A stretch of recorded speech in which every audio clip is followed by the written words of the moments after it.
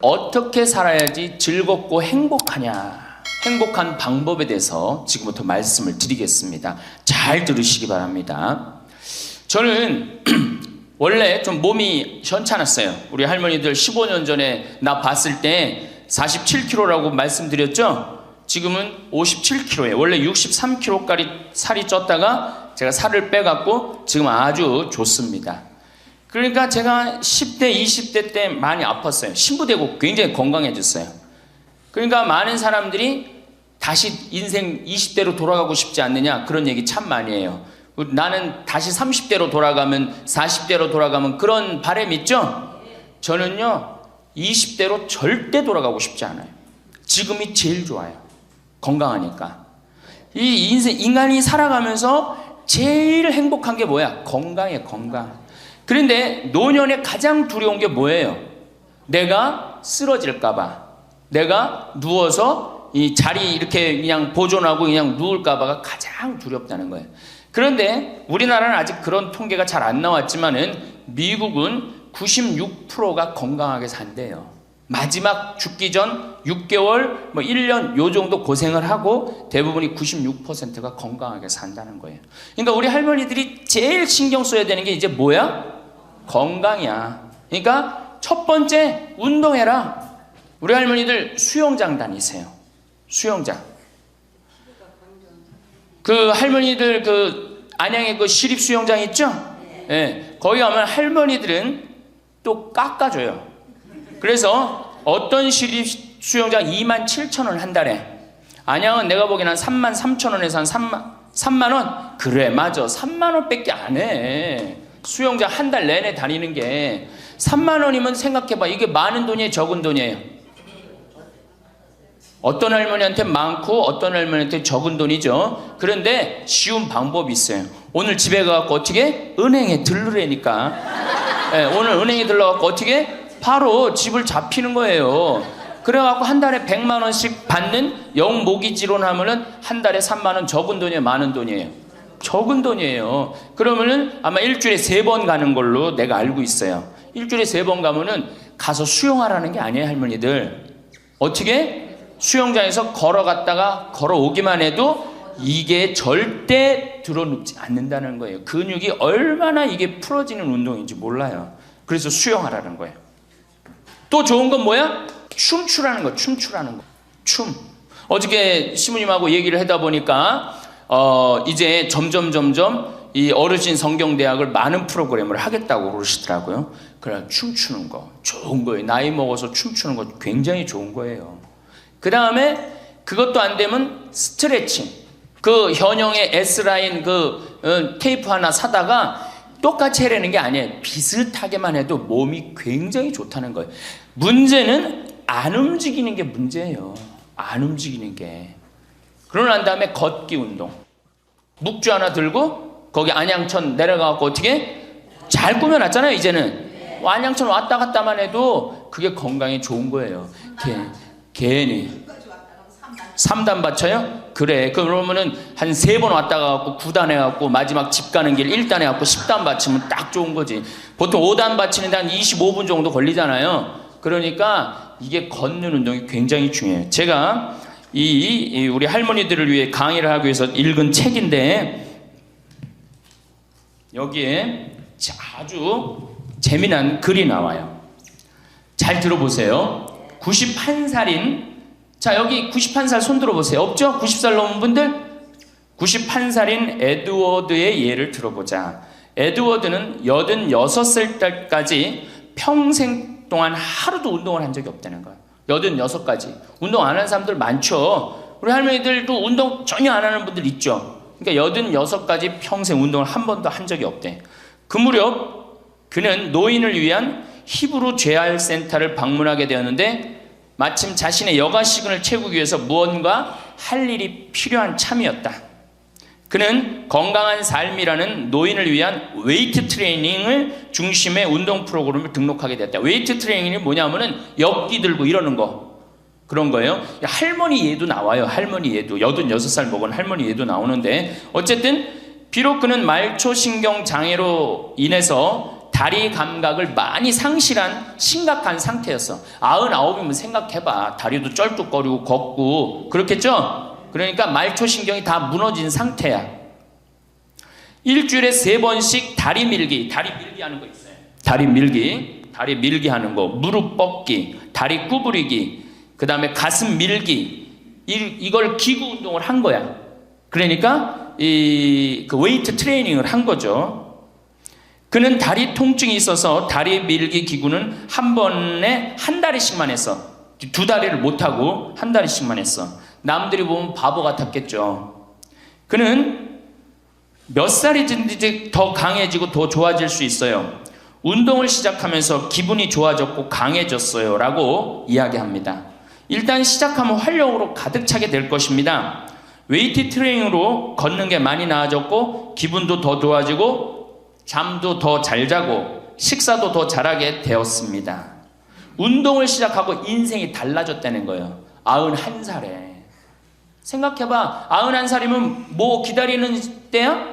이제 관에 들어갈 것만 기다리는 때라고 생각하잖아요. 그렇지 않다는 거예요. 죽을 때까지 사람 몸은 단련하면 건강해진다는 거예요.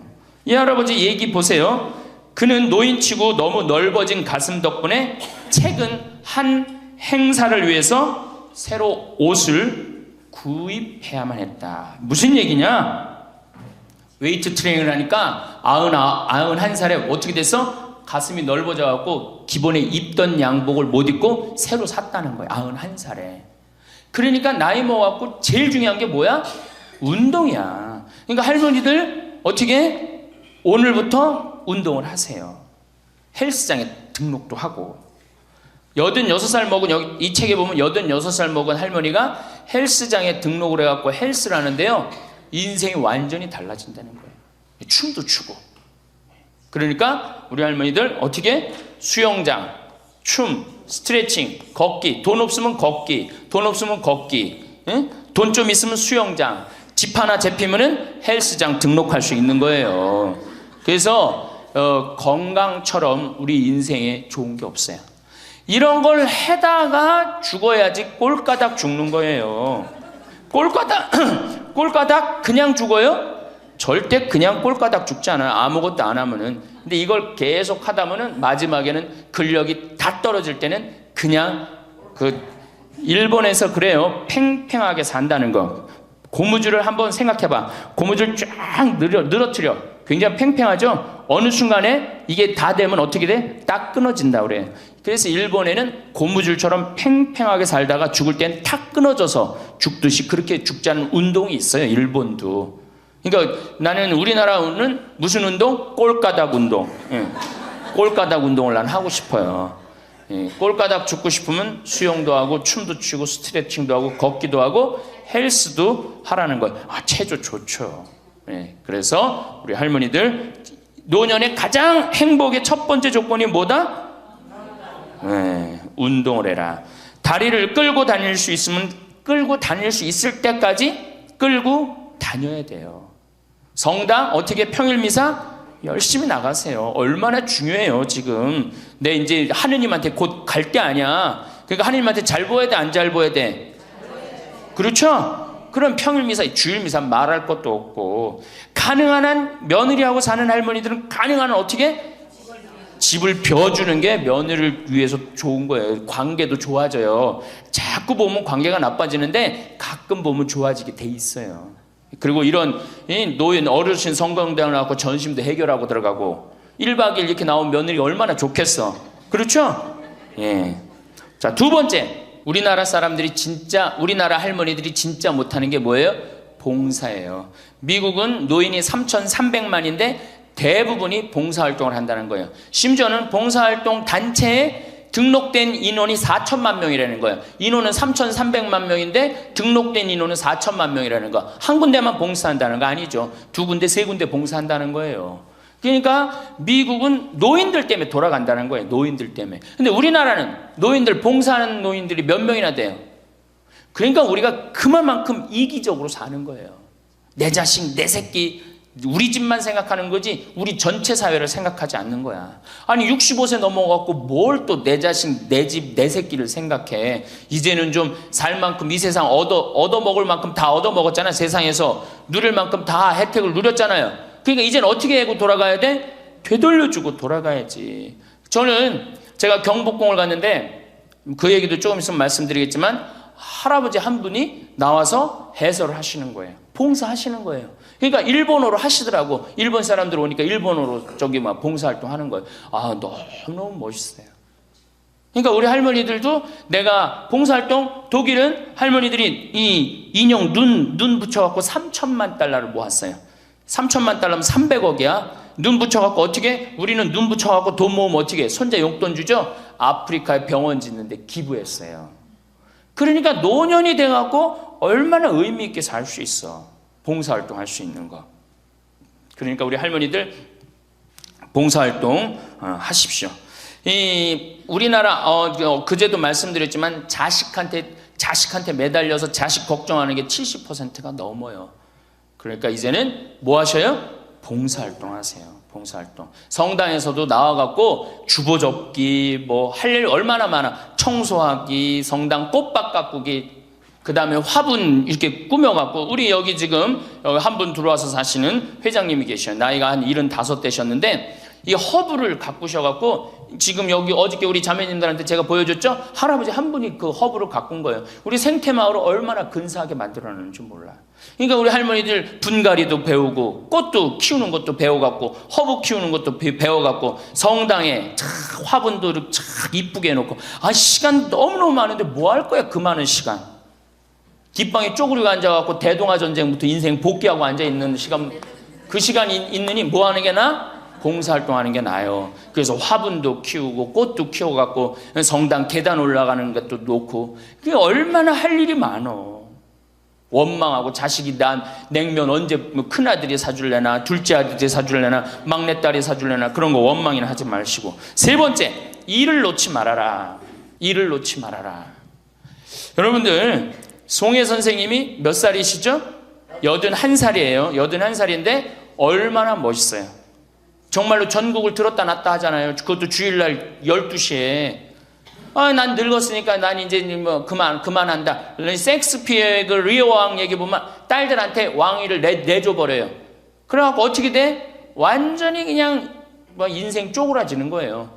이제는 젊은 사람들한테 자리를 내준다 그런 생각할 필요 없어요. 뭐 자리를 내주긴 내줘. 나이를 먹으면 나이를 먹는 만큼의 일이 있는 거예요. 이번에 94살 먹은 구당 선생님이 추석 때 여러분들 침하고 뜸하고 강의하는 거 보셨죠? 얼마나 멋있어요. 난 늙었으니까 이제 안 한다. 나이를 먹으면 먹을수록 경험이 쌓이는 거예요. 그걸 왜 포기를 합니까?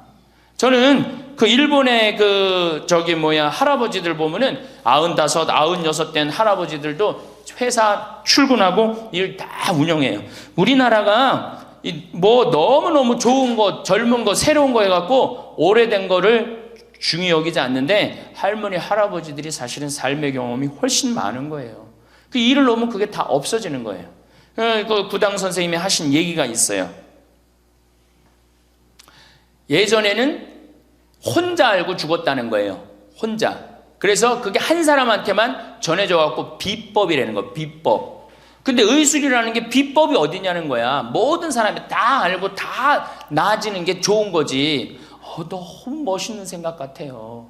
그러니까 이제까지 살아온 경험을 어떻게 나눠주는 게 그래서 학교를 다녀야 돼. 그런 걸 체계화하기 위해서 60부터 63살까지 4년 동안 학교 다녀야지 노인 자격증을 줘야 돼. 그냥 나이 먹는다고 나이 먹는 게 아니에요. 제대로 먹어야지, 제대로. 그러니까 절대 일을 놓지 말아라. 이번에 중국 북경올림픽에서 자원봉사자 최고령이 몇 살이야? 103살의 최고령 봉사자예요. 103살짜리가 자원봉사 했어요, 이번에. 그 할아버지가. 정말로 나이는 뭐에 불과해? 숫자에 불과한 거, 이제는. 나이는 숫자에 불과한 거예요. 그러니까 우리 할머니도 어떻게? 일을 놓지 말아라. 신부님, 우리가 해는 일이 뭐가 있어요? 할 일 많아요. 호스피스도 있고, 주위에. 내가 그 평택에 있을 때 마리아 할머니가 있었는데 86이었어요. 그때 그 동방 재활원 있었어요. 그 중증 장애자. 거기 갖고 밥 먹여주고. 씻겨주고 그거를 매일 가서 하는 거예요. 너무 멋있더라고 그 할머니. 지금 이제 어떻게 됐는지 몰라. 이제 나이가 96, 뭐 거의 100살 됐을 텐데 뭐 아마 돌아가시지 안 돌아가셨을지도 몰라. 그렇게 건강하게 사셨다면은 안 돌아가셨을 거예요. 그러니까 할 일은 곳곳에 있다. 할 일은. 그러니까 뭐를 놓지 말아라? 일을 놓지 말아라. 바쁘죠? 네 번째, 내가 제일 중요하게 여기는 거 공부해라.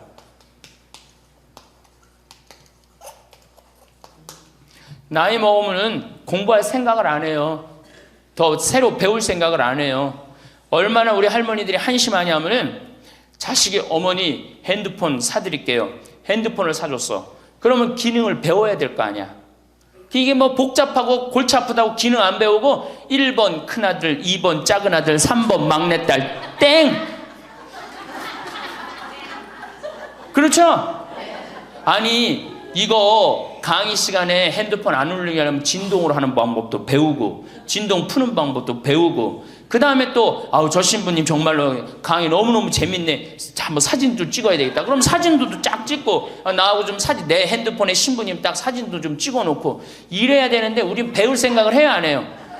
생전 안 해. 1번 큰아들, 2번 작은아들, 3번 막내딸 땡이야 땡. 뭐 메시지 보내는 법도 좀 배우고 그래갖고 그냥 자식들한테 맨날 전화하고 그러지 말고 자식이 뭐 하는지도 모르는데 맨날 전화하지 말고 메시지 보내갖고 얘야 오늘 날이 참 덥단다. 더운데 뭐 건강 조심해라. 엄마가 얼마나 멋있어요. 그러니까 안 배우고 짜증을 자꾸 내. 얘 뭐 이렇게 복잡한 게 이런 게 어딨냐. 아유 이거 내 관둬라. 이래 그냥 짜증을 자꾸 배. 무식하면 자꾸 짜증을 부리고 승질을 부리게 돼 있어요.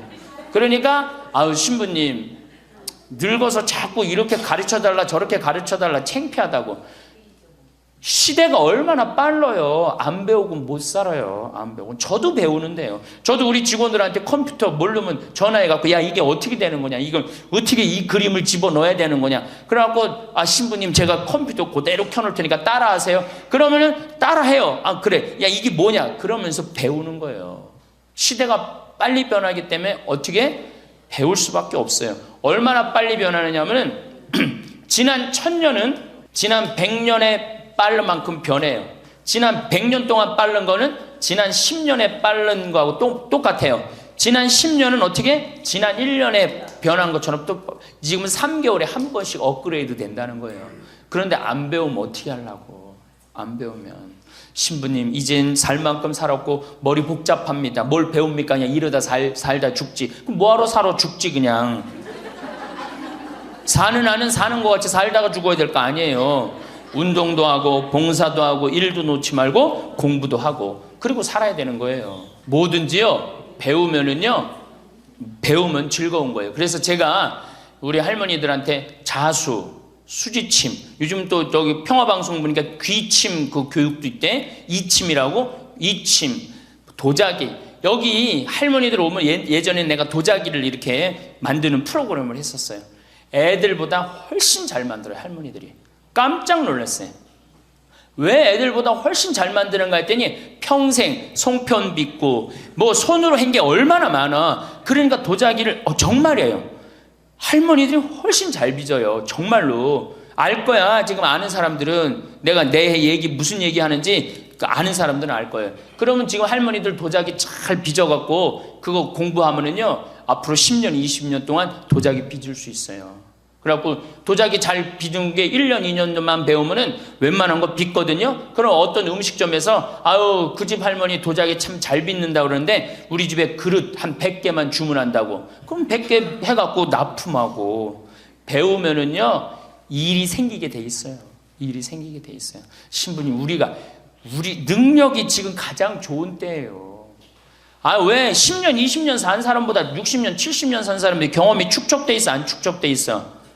축적되어 있는 거예요. 그래서 깨달음이 인생을 4기로 나눕니다.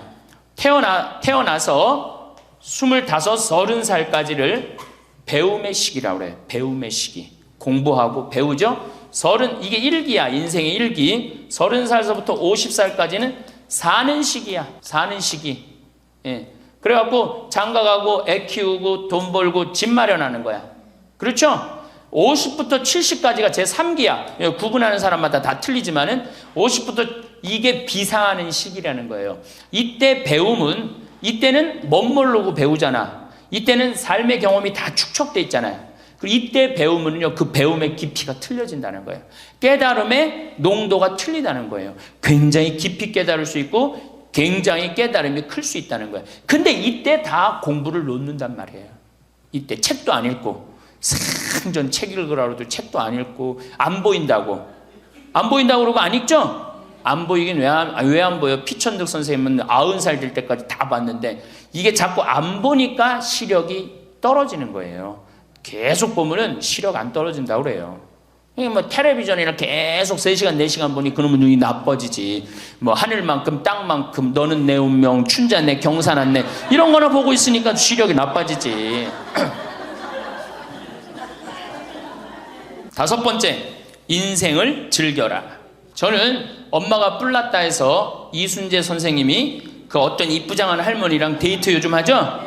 그런데 둘째 아들이라는 의사라는 아들놈이 나타나갖고 아버지의 그거를 아주 못을 받고 나갑니다. 그놈, 이 세상에 나쁜 놈 중에 제일 나쁜 놈 중에 하나예요.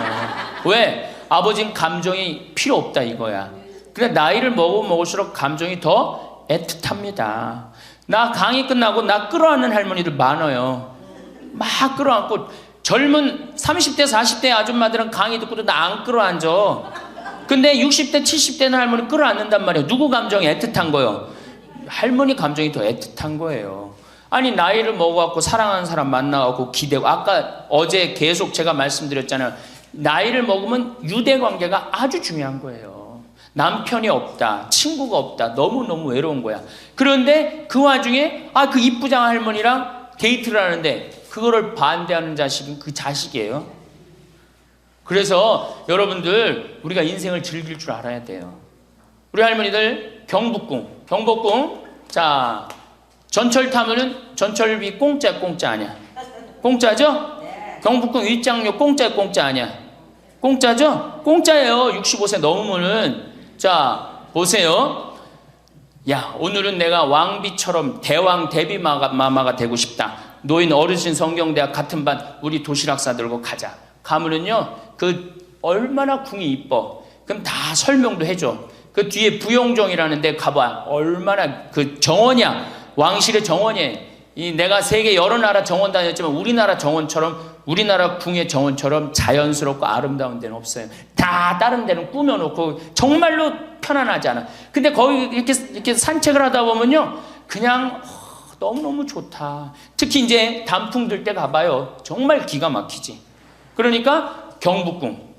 오늘은 우리 경복궁 가자. 경복궁 가갖고 하루 점심 먹고, 내일은 창덕궁, 모레는 어르신 성경대학이니까 어르신 성경대학도 가고, 다음 날은 3일 돌아다녔으니까 피곤하니까 하루 집에서 쉬고, 다음 날은 덕수궁.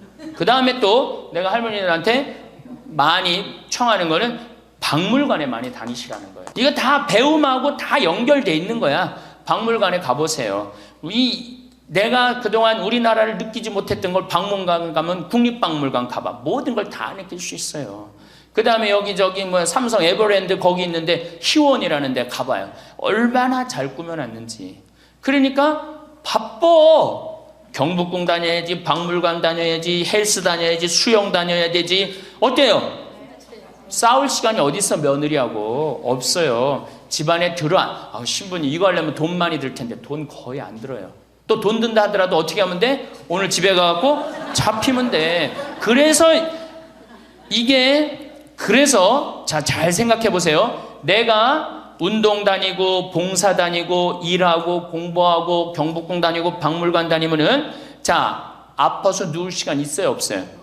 없어요. 아파서 누울 시간 없어요. 그리고 자식하고 부닥칠 시간 있어요, 없어요? 없어요. 원망할 시간 있어요, 없어요? 내가 바빠 죽겠는데 누구 지금 원망해. 내가 지금 바쁜데. 그래서 누가 필요한 거야? 남편이 필요한 거야. 같이 다닐 남편. 만약에 남편이 다니기 싫다, 그럼 친구가 아주 중요한 거예요. 같이 다닐 수 있는.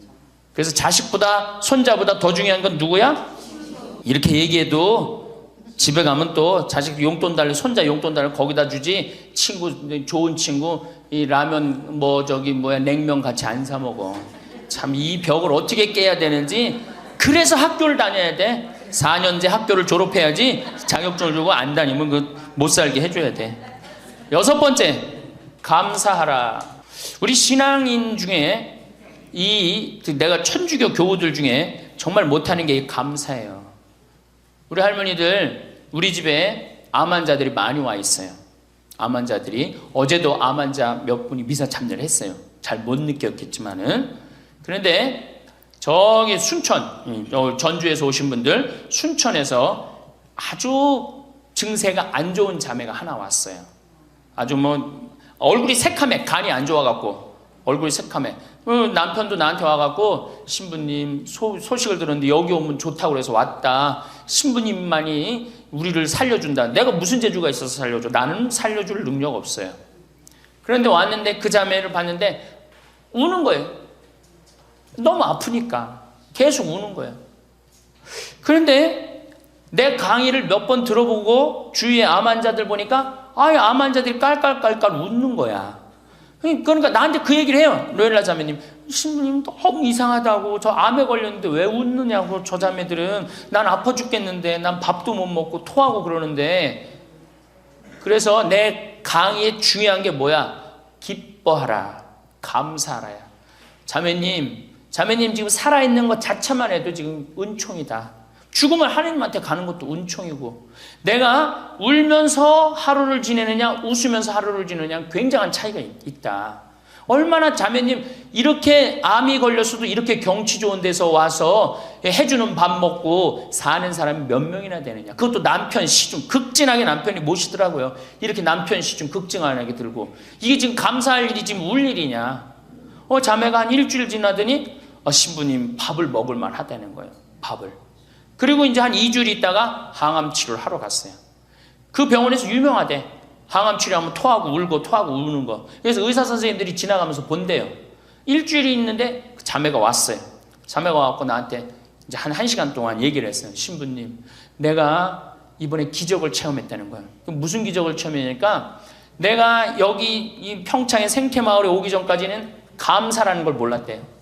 근데 가만히 생각해 보니까 이 좋은 남편의 좋은 가정에 얼마나 지금까지 살아 50이 넘었으니까 지금 살아온 것이 얼마나 감사한지 몰랐대. 그렇게 감사를 하고 웃기 시작하니까 몸이 덜 아프더래요. 그래갖고 병원에 갔는데 첫날 항암을 했는데, 항암을 하면 그렇게 토했대. 너무 아파갖고. 근데 첫날 항암을 했는데 안 토하더래요. 아프지도 않더래요. 그래서 참 신기했대요. 그 의사 선생님들 보고 맨날 나 죽으면 어떻게 하냐고 울었는데 의사 선생님들 보고 빵긋빵긋 웃었대, 본인이. 그러니까 그냥 의사 선생님들 이상하다고, 저 맨날 울던 저 자매가 저렇게 웃느냐고. 이틀째 항암을 했는데 그때도 안 토하더래. 안 아프더래. 6일 동안 항암을 했는데 안 토하고 안 아프더래요. 그래갖고 항암하고 난 다음에 하루를 병원에서 쉬어야 되는데 바로 평창에 온 거야. 여기가 좋다고. 왜? 사람이요 감사하고 기쁘다 보면요 아픈 것도 없어지는 거예요. 짜증 부리고 신경질 부리면 병이 나한테 들어오거든요. 근데 내가 막 웃고 기쁘면요 병이 나가게 돼 있어요. 그래갖고 이제 우리 자매가 여기 있다가, 내가 여기 여름에는 사람이 너무 많이 오니까 좀 가 있으라고. 근데 얼마 전에 그 형제가 전화했어. 신부님, 저 순천에 사는 누구입니다. 요즘 어떻게 됐느냐고 그랬더니, 우리 마누라가요 얼마 전에 병원에 갔는데 암이 다 없어졌어요. 기적이지, 기적. 감사하냐 감사하지 않느냐에 따라서 건강도 결정되는 거야. 건강도. 그러니까 우리 할머니들 감사하세요. 그리고 여기 할머니들은 감사 안 할 수가 있는 할머니들이야. 지금 2달이로 이 평창까지 올 정도면 감사해 안 감사해? 본당 신부 잘 만나갖고 뭐 돈도 많이 대줬다며 얘기 들어보니까. 돈도 많이 대주고 얼마나 좋아. 그리고 생각해봐. 어제 점심 저녁 오늘 아침 저녁 해주는 밥 먹었잖아. 그렇죠? 맨날 내가 집에서 해 먹어야 되는데 해주는 밥 먹고 얼마나 감사해. 또 어젯밤에 이렇게 빈님이 오시는데 아침에 일어나니까 저 구름, 산에 걸려있는 구름 이뻐요 안 이뻐요? 그러면은 벌써 하느님한테 감사 찬양 100번은 더 했어야 될 거야. 하느님 감사합니다. 내가 비산동 성당 다녀갖고 이 좋은 성당에서 여기 1박 2일로 보내주고 밥 3끼 이제 먹었잖아. 밥 3끼 공짜로 먹여주시고 감사합니다. 감사합니다. 입만 열면 뭐 해야 돼? 감사합니다 해야죠. 그러면은 건강한 거예요. 건강한 거예요. 예, 그러고 살아야 돼. 그리고 집에서도 자식들 앞에서 입만 열면 뭐 해야 돼? 감사하다. 니네들 건강하고 나도 건강하고 감사하다. 그냥 냉면 안 얻어먹은 거 이런 것만 원망하지 말고. 냉면 먹고 싶으면 어떻게 하라고? 내 돈 가지고 내가 가서 사 먹으면 돼. 내 돈 주고 내가 가서 사 먹으면 되지. 그걸 기다려요. 신부님 냉면 사 먹을 돈이 어디 있어요? 집 하나 잡히면 되는 거예요. 7번째, 웃어라. 자, 우리 할머니들 어제 오늘 많이 웃었어요, 안 웃었어요? 이게 웃는 게 이 할머니들한테 문제인데, 웃으면 자꾸 수명이 연장된다는데 어떻게? 어린아이는요 하루에 300번 어저께 할머니들이 깔깔 웃은 것처럼 웃는데요. 근데 나이 먹을수록 하루에 10번, 15번을 안 웃는다는 거예요. 근데 우리 할머니들 어제 오늘 어린아이 같이 깔깔깔깔 웃었어. 그러니까 얼굴이 처음에는 얼굴이 다 굳어 있었어요. 첫 강의 평화방송 봐. 첫 강의 굳어 있나 안 굳어 있나? 네, 첫 강의 보세요. 그런데 지금 4번째 강의인데 얼굴이 확 폈어. 웃으니까 얼마나 좋아. 이 분위기가 확 꽃이 피잖아. 웃으면서 살아야 돼요. 특히 우리 할머니들은 안 웃으면은 정말로 무서워 보여요. 생각을 해봐. 머리는 하얗지 얼굴은 쭈글쭈글하지. 어? 거기다 웃어도 전찬을 판국인데 그 얼굴을 갖고 인상을 한번 써봐. 얼마나 자식들이 보기 싫겠어. 그러니까 자식들 보면 어떻게? 빵긋빵긋 웃어요. 빵긋빵긋. 그리고 가능한 한 집 근처에 안 들어가는 게 좋아. 수영장 다니고 헬스장 다니고 경복궁 다니고 박물관 다니고, 그 다음에 지금 각 구청에서 전부 다 교육 프로그램이 굉장히 많아요. 붓글씨도 배우고 가봐. 하여튼 프로그램이 굉장히 많아요. 제가 서울이나 뭐 이런 데 강의 가요. 일반 구청 뭐 또 이 여성교육센터 가보면 강좌가 40개가 넘어요. 그럼 그거 등록하고 가서 듣는 거야. 그거 얼마나 좋아. 가면 또 밥 주는 데도 많고. 집에 계시지 말고. 자, 8번째, 자기 자신에게 친절해라. 제가 이거 가장 중요하게 여기는 겁니다. 자기 자신에게 친절해라. 우리 할머니들 이제 내가 늙었으니까 이제 소용없다. 이제 뭐 난 늙었으니까 이제 뭐 부귀영화도 필요 없다. 그냥 밥 세 끼만 먹고 산다. 이러지 마세요. 지금처럼 소중한 순간이 없어요. 죽기 전에 가장 행복하게 죽어야지 천당 가는 거예요. 자, 아들이 어머니 제가 갈비 사드리니까 갈비 먹으러 갑시다. 그러면은 할머니들이 얘야 경제도 어려운데 갈비는 무슨 갈비냐, 그냥 집에서 김치찌개나 먹자. 이 할머니 바보 멍텅구리 할머니예요. 아들이 갈비 사준다면 어떻게 해야 돼? 방에 들어가고 바로 빨간 거 입술에 바르고 가방 들고 따라 나가야 돼요. 응? 그리고 체하 갖고 집에 들어와서 약을 먹는 한이 있더라도 아들한테 뭐라고 그래야 돼? 내가 아들 잘 만나갖고 호강한다. 고맙다. 고맙다. 어디 갔어? 고맙다. 응? 감사하다. 정말로 내가 너 때문에 호강한다. 나같이 이렇게 호강하는 노인네가 우리 동네는 없다. 이렇게 얘기하면은 다음에 아들이 어떻게 해? 또 사드리고 싶어요. 그런데 만약에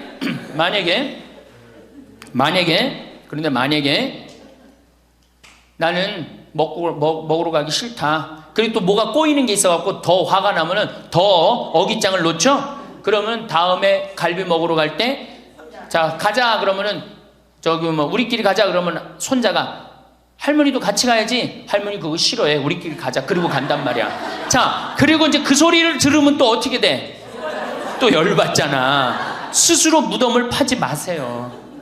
이번에 5월 달에 우리 둘째 형님이 효자라고 그랬죠? 둘째 형님이 그동안 큰 대기업에 다니다가 이제 나이가 먹으니까 쫓겨났어요. 쫓겨났는데 둘째 아들이 어머니 아버지 그동안 제가 회사 다니냐고 어머니 아버지 한 번도 모시고 제대로 여행도 못했으니까 쫓겨나자마자 처음 한 게 뭐야? 어머니 아버지 모시고 전국 여행 간 거예요. 전국 여행. 어머니가 전화를 했어요. 아들이 이렇게 여기 전국 여행 다닌다고 일주일을 벼두라고 그랬다고. 그래서 내가 어머니한테 얘기했어요. 어머니 분명히 아들이 호텔이나 좋은 데 예약했을 텐데 하룻밤 뭐 20만 원 30만 원 자는데 여기서 자지 말고 여관에서 자자. 제발 그러지 말라고. 대신 어떻게 들어가고 자면서 내가 아들 만나고 호강한다. 내가 이렇게 행복한, 내가 나같이 행복한 노인네가 세상에 어디 있을 수 있는가. 그렇게 계속 얘기하라고. 계속. 그래야지 아들이 기분 좋은 거예요. 나는 내가 신부 처음 됐을 때 어버이날인가 어머니한테 내가 옷 좋은 걸 사줘야 되겠다. 그래갖고 백화점에 가고 거의 100만 원짜리를 내가 골라갖고 은은하고 우아한 거를 사다 줬어요. 어머니한테. 근데 어머니가 그걸 딱 보더니 확 내던지더라고. 100만 원짜리를. 나 이런 거 싫다고. 그러니까 어머니 마음에 안 드는 거예요. 늙으면 난 울긋불긋한 거 좋아하는 걸 그때 몰랐지. 그걸 모르고 그냥 은은한 걸 사준 거야. 근데 마음에 안 들었던 거지. 그런데 사실은 마음에 안 들어도 아이고 고맙다. 그리고 안 꼈잖아. 그럼 그거 갖고 울긋불긋한 거 사면 되잖아. 근데 그 자리에서 버리니까 그 후로 난 한 번도 어머니 옷 사준 적이 없어요. 자신이 없는 거야. 뭘 사다 줘야지 이게 마음에 드는 건지. 이제는 좀 자신 있어. 이제는 울긋불긋한 거 사다 주면 좋다고 그래. 자기 자신한테 친절해야지. 누구도 친절해? 자식도 귀하게 여기는 거예요. 재미난 얘기가 있잖아요. 어떤 엄마가 자기 아들을 막 때려. 야 이놈 자식 너 맨날 말도 안 듣고. 그럼 동네 아줌마도 에이 이놈아 너 왜 엄마 말 안 듣고 때리는 거예요. 내 자식 내가 때리면 누구도 때려. 남도 때리게 돼 있어요. 근데 내 자식 금에 오기야 키우면 다른 사람 못 때립니다. 똑같은 거예요. 할머니가 어제도 말씀드렸잖아요. 예쁘고 고운 옷 입고 탁 성당 갈 때 하얀 예쁜 한복 탁 입고 성당 갔다 오고 탁 걸어놓고 또 누구 온다면 탁 예쁜 거 입고 이건 뭐 이날이나 저날이나 몸빼바지 비슷한 거 입고 그냥 그러지 말라는 거예요. 그러니까 내가 이탈리아 아니라 프랑스 브랭땅 백화점인가 그 앞에 가는데 멋있는 양장 입고 다니는 다 할머니들이에요. 근사하게. 근데 우리는 할머니들이 다 그냥 정말로 그 늙은 티를 내고 있는 거예요. 그러지 마시고 하얀 옷 이쁘게 치마도 깨끗한 거 다 다려입고 풀도 먹이고 매일 그러려는 건 아니지만은 성당 갈 때 그렇게 하고 집에 와서 딱 걸어놓고 그렇게 자기 자신한테 귀하게 친절하게 해야지 인생이 값이 있는 거예요. 가치가 있는 거고. 아셨죠? 아, 내가 또 하나 빼먹은 거 있다. 운동할 때 목욕탕 다녀라. 나이 먹어갖고 건강에 아주 좋은 건 목욕이에요. 목욕. 그래서 어제 샤워해라. 어저께 구리성당에 베드로 대학에 매일 샤워해라 그랬죠? 목욕탕 다니세요. 피부도 고와지고 근육도 굉장히 많이 부드러워지니까. 그러니까 어쨌든 자기 자신한테 친절하면 돼. 아, 신부님 너무 이기적이지 않느냐? 봉사활동 있잖아. 봉사하고 자기 자신한테 사랑하고 이렇게 살아갈 때 인생이 찬란한 거예요. 9번째, 신앙생활을 해라. 자, 이제 삶을 정리하는 시기야. 그렇죠? 삶을 정리하는 시기야. 삶을 정리하는 시기니까 이제 하느님을 믿고 하느님을 의지하고 살아가는 거 중요한 거예요. 그리고 사실은 우리 할머니들 지금 70, 80, 40면서 다 누구 은총이야? 하느님 은총이에요. 지금 우리 숨 쉬는 거, 공기 마시는 거, 여기 공기 달죠? 이 다른 공기 마시는 거 누구 은총 덕분이야? 하느님 덕분이에요. 그러니까 하느님 덕분이니까 어떻게? 하느님께 이제 남은 인생 감사하면서 사는 거예요. 그러니까 이 신앙생활, 하느님이 이제 묵주기도도 열심히 하시고 미사참여도 열심히 하시고 그리고 어제도 말씀드렸지만 돌아가실 때 제발 자식한테 재산 남겨놓고 돌아가지 마세요. 어떻게 하세요? 하느님의 영광을 위해서 가난하고 헐벗고 불쌍한 이들을 위해서 봉헌하고 가세요. 그렇게 봉헌하고 가셔야지. 그 김남호 박사님이라고 우리 천주교 교우인데 한 7, 8, 거의 10년 전에 돌아가셨는데 300억, 의사 선생님인데 300억 봉헌하고 가셨잖아요. 저는 그 선생님이 살아생전에도 대단하셨지만은 돌아가시면서도 너무 훌륭하게 돌아가신 거예요. 자식한테 재산 하나 더 물려준다고 그래봤자 그거 갖고 싸우기나 하고 감사하지도 않아. 10번째, 세계 평화를 위해 기도해라. 너무 대단한 얘기를 해죠. 세계 평화를 위해 기도해라. 우리 할머니들 어제도 미사여물 들어오는 거 보니까 어떻게 손자를 위하여 자식을 위하여 제발 그러지 마시고 이제는 전쟁이라고 하면 하느님 성모님이 그러잖아요. 전쟁 없애기 위해서 기도해라. 세계 가난한 이들을 위해서 기도해라 그러잖아요. 그러니까 우리 할머니들 이제는 항상 누구를 위해서 기도해? 세계 평화, 세계의 구원을 위해서. 이젠 70쯤 됐으면 세게 놀아야 될 거 아니야. 크게 놀아야 될 거 아니야. 세계의 평화를 위해서, 세계의 구원을 위해서. 우리 성모님이 늘 세계 구원을 위해서 기도하라고 그러잖아요. 그리고 우리 신부들 위해서 기도하고. 그러니까 기도를 적어놔. 1번 이거 방송에 누구 이름 하면 안 된다고 그러네. 본당 신부 위해서. 2번 세계 구원을 위해서. 3번 사제들을 위해서. 4번 기억하고 싶은 사람들 많잖아. 부모님을 위해서. 5번 자식들을 위해서. 6번 대통령 똑똑해지라고 기도하고. 이렇게 기도해놓고 아침부터 일어나고 딱 기도 지향을 두고 기도를 해두면요 얼마나 자신이 소중한 사람이고 중요한 일을 한다는 걸 안다는 거예요. 우리 할머니들 자 다시 한번 이거 다 기억 못하겠지만 뭐해라? 운동해라. 뭐해라? 공사해라. 뭐해라? 일을 놓지 말아라. 뭐해라? 공부해라. 그 다음 인생을 즐겨라. 아주 중요한 거예요. 그 다음에 감사해라. 웃어라. 자기 자신에게 친절해라. 신앙생활을 해라. 세계 구원을 위해 기도해라. 총정리합니다. 자, 21세기는 누구의 시대다? 노인의 시대다. 노인의 시대다. 의술이 발달해갖고 이제는 보통 100년을 산다. 100년을 사니까 우리 할머니도 앞으로도 30년, 20년 남아있다. 30년, 20년 남아있는데 외롭고 쓸쓸하게 살면 안 된다. 그래서 누가 필요하다? 친구가 필요하다. 자, 이제 30년 남아있는 오래 사는 나를 돌볼 사람은 아무도 없다. 돌볼 사람은 오로지 누구밖에 없다? 나밖에 없다. 그러니까 냉면이 먹고 싶으면 나 지금 냉면 먹고 싶은 거 누구만 한다? 나만 한다. 그러니까 누구한테 누가 사줘야 된다? 나한테 내가 사줘야 된다. 냉면 먹고 싶으면 어떻게? 내 돈 가지고 내가 가서 사 먹으면 되는 거예요. 그래갖고 돈 있는 대로 다 쓰다가 죽을 땐 통장에 얼마만 남겨놓고 죽어라? 500만 원만 남겨놓고 죽어라. 그리고 돈을 쓰면 돌아다니게 돼 있고 움직이게 돼 있어요. 그렇죠? 그리고 죽을 땐 어떻게 죽어라? 꼴까닥 죽어라. 이것만 외우면은 할머니들 외롭지 않게 사실 거예요. 그러니까 어르신 성경대학 끝까지 다니시고 늘 즐겁게 사시고 그리고 자식이 없다 이렇게 생각을 하셔야지 며느리가 스트레스 안 받는 거예요. 며느리 이거 챙겨나고 저거 챙겨나고 뭐 섭섭하고 뭐 기억하고 이거 있으면 며느리 못 살아요. 우리 어머니 바빠갖고 며느리가 있는지도 없는지도 모르고 살아. 그럼 며느리가 얼마나 엄마가 좋겠어. 시어머니가. 안 그래요? 그냥 며느리 아들만 그냥 평생 쳐다보고 살고 있어. 그냥 눈 그냥 아들 지나가면 아들 이렇게 그냥 며느리 지나가나 보다 이러고 그러면 얼마나 불편하겠어요. 우리 어머니가 그래요. 우리 어머니 구경하기가 힘들어요. 바빠서. 나보다 훨씬 바빠요. 나보다. 세상에 나보다 바쁘니 얼마나 바쁜 거야. 아버님도 아침에 딱 나가고 동네 노인정 다니시고 지금 이제 소백산 송이 따러 가시고 그렇게 살아야지 스트레스를 안 받는 거예요.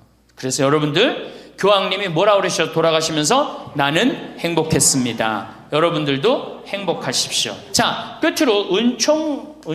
저는 내가 비산동에 있을 때도 그래서 내가 이렇게 미사를 봉헌하다 보면 어떤 자매가 앉아있으면 기분이 너무 좋아. 미사 봉헌할 때. 그 자매 은총 가득한 자매예요. 또 내가 이렇게 집 질 때 능평성당에서 집 질 때 어떤 형제가 나타나면은 집 짓는 일이 빨리빨리 진행이 돼요. 그 형제 무슨 형제야? 은총 가득한 형제. 남에게 기쁨을 주는 사람이 은총 가득한 사람이에요. 그러니까 우리 할머니들은 은총 가득하고 행복한 삶을 사시기를 바라겠습니다. 감사합니다. 행복은 멀리 있지 않습니다.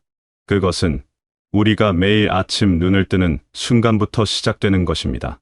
많은 분들이 삶의 어느 지점에 이르면 모든 것이 정해져 있고 변화는 불가능하다고 생각합니다. 하지만 진실은 그와 정반대입니다. 우리는 언제든 새로운 시작을 선택할 수 있고 원하는 삶을 만들어갈 수 있습니다. 숫자로 표시되는 것들이 우리의 가능성을 제한할 수는 없습니다. 진정한 삶의 가치는 그런 숫자가 아니라 우리가 어떤 마음으로 하루하루를 살아가느냐에 달려 있습니다. 아침에 일어나 창문을 열었을 때 느껴지는 신선한 공기와 햇살은 누구에게나 공평하게 주어집니다. 이 순간을 어떻게 받아들이느냐는 전적으로 우리의 선택입니다. 누군가는 하루를 시작하며 몸이 예전 같지 않다고 한숨을 쉬지만 또 다른 누군가는 오늘도 건강하게 눈을 떴다는 사실에 감사합니다. 이 차이가 바로 행복한 삶과 그렇지 않은 삶을 가르는 분기점입니다. 행복은 누군가가 선물로 가져다 주는 것이 아닙니다. 그것은 매일매일 우리가 직접 만들어가는 것입니다.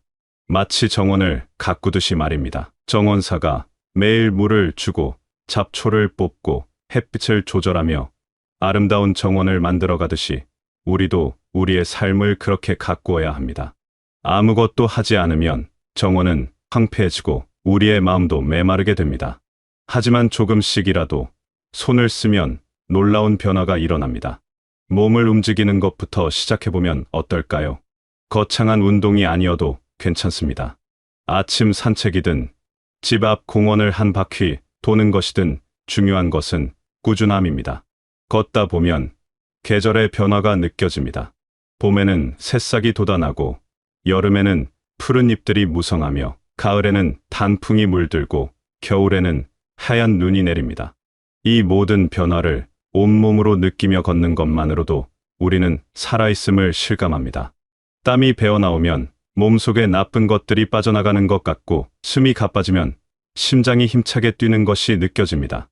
이것이 바로 생명력입니다. 운동을 하고 나면 몸이 개운해지고 마음도 가벼워집니다. 그 상태에서 무언가 새로운 것을 배워보는 것은 어떨까요? 배움에는 끝이 없습니다. 평생 배우지 못했던 악기를 배울 수도 있고 그림을 그려볼 수도 있습니다. 요리를 배워서 새로운 음식을 만들어 볼 수도 있고 노래를 배워 목소리를 가꿀 수도 있습니다. 처음에는 서툴고 어색하겠지만 그것이 바로 배움의 즐거움입니다. 조금씩 나아지는 자신을 발견할 때마다 느끼는 성취감은 무엇과도 바꿀 수 없는 기쁨입니다. 배움은 우리의 뇌를 깨어있게 합니다. 새로운 정보를 받아들이고 익히는 과정에서 뇌는 활발하게 움직입니다. 이것은 단순히 지식을 쌓는 것 이상의 의미가 있습니다. 우리는 여전히 성장할 수 있는 존재라는 것을 스스로에게 증명하는 일입니다. 배움을 통해 우리는 정체되지 않고 계속 앞으로 나아갑니다. 멈춰 있는 것이 아니라 변화하고 발전하는 존재로 남을 수 있습니다. 취미 생활도 빼놓을 수 없습니다. 좋아하는 일을 하는 시간은 그 자체로 치유입니다. 꽃을 키우는 것을 좋아한다면 화분을 돌보며 생명이 자라는 모습을 지켜보는 기쁨을 누릴 수 있습니다. 사진 찍기를 좋아한다면 카메라를 들고 아름다운 순간들을 포착하며 세상을 새로운 눈으로 바라볼 수 있습니다. 손으로 무언가를 만드는 것을 좋아한다면 뜨개질이나 목공예를 통해 창조의 즐거움을 맛볼 수 있습니다.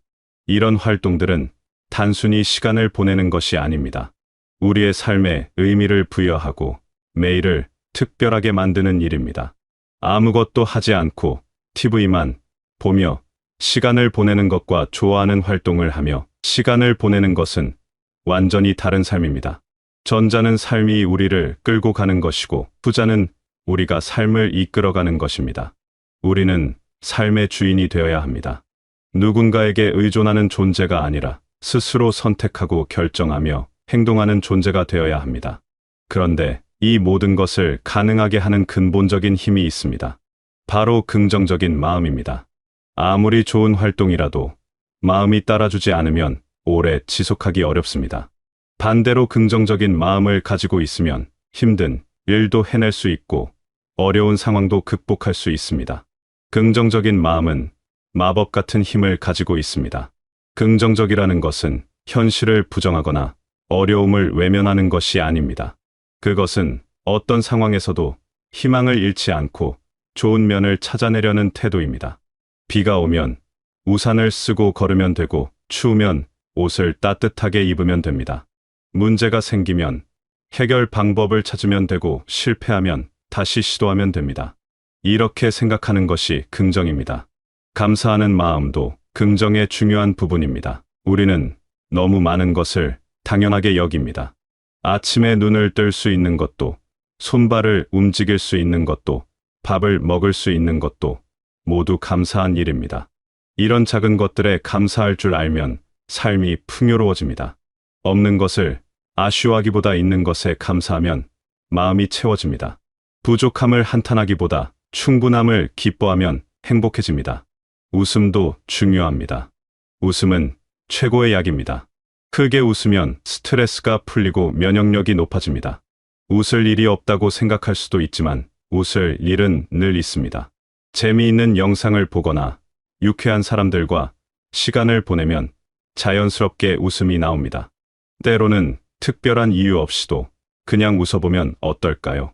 거울을 보며 웃어보면 자신도 모르게 기분이 좋아집니다. 웃는 얼굴은 아름답습니다. 주름이 있어도 괜찮습니다. 웃는 주름은 삶을 잘 살아온 증거입니다. 가장 중요한 것은 자기 자신을 사랑하는 것입니다.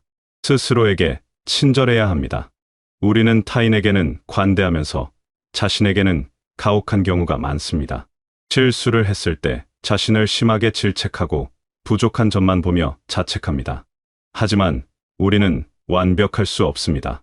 완벽하지 않아도 괜찮습니다. 있는 그대로의 자신을 받아들이고 사랑해야 합니다. 자신에게 다정한 말을 건네보세요. 오늘도 잘 살았다고 수고했다고 대견하다고 말해보세요. 긍정적인 마음은 우리의 건강에도 직접적인 영향을 미칩니다. 마음이 편안하면 몸도 편안해집니다. 스트레스가 줄어들면 혈압이 안정되고 소화가 잘 되며 잠도 잘 옵니다. 반대로 부정적인 생각에 사로잡히면 몸도 아프고 기운도 없어집니다. 마음과 몸은 하나로 연결되어 있습니다. 마음이 건강해야 몸도 건강합니다. 긍정적인 마음은 또한 우리를 더욱 능동적으로 만듭니다.